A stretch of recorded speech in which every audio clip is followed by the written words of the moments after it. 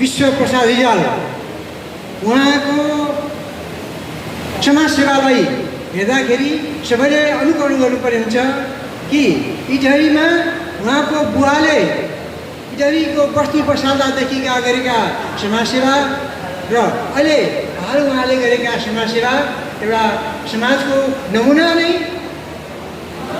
प्रस्तुत हो र यो इतिहास सबैले सिक्नुपर्ने जानुपर्ने हुन्छ भन्ने मेरो बुझाइ छ।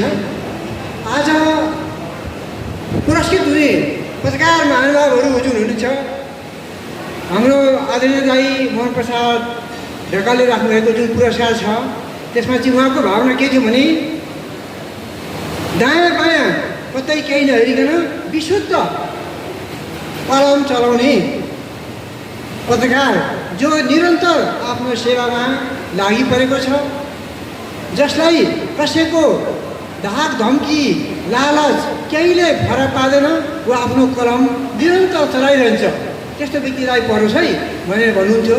र साँच्चै नै आज जुन छनौट भएका पत्रकार साथीहरू पुरस्कृत हुनुभएको छ उहाँहरूको उही हाम्रा उद्योग मित्रले पढाइ सुन्नुभयो, उहाँहरूको कामको विवरणहरू त्यो हेर्दाखेरि वास्तवमा साँच्चै नै उपयुक्त व्यक्तित्वहरूको छनौट भएको हामीले पायौँ।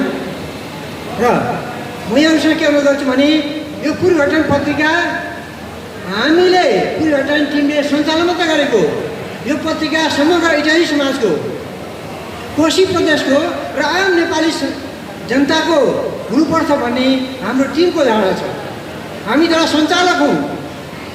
पत्रकार भनेको अघि पनि प्रमुख अतिथिज्यू लगायत विभिन्न वक्ताहरूले कुरा भनिसक्नुभयो, पत्रकारिता भनेको जनताको हो, देशको, हाम्रो होइन, मेरो छोराको मेरो काकाको होइन, यो समग्र देशको जनताको हो।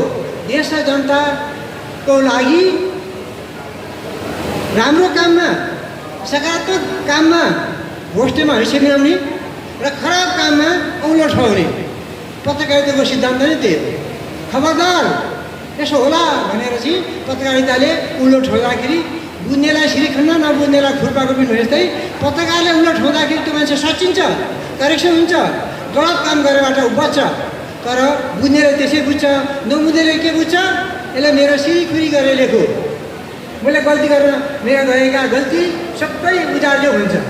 आखिरी फन्दामा पर्ने कुरा त भोलिको उसले बचाएको उसले सोध्दैन, सोध्ने मान्छेले पनि सोध्छ।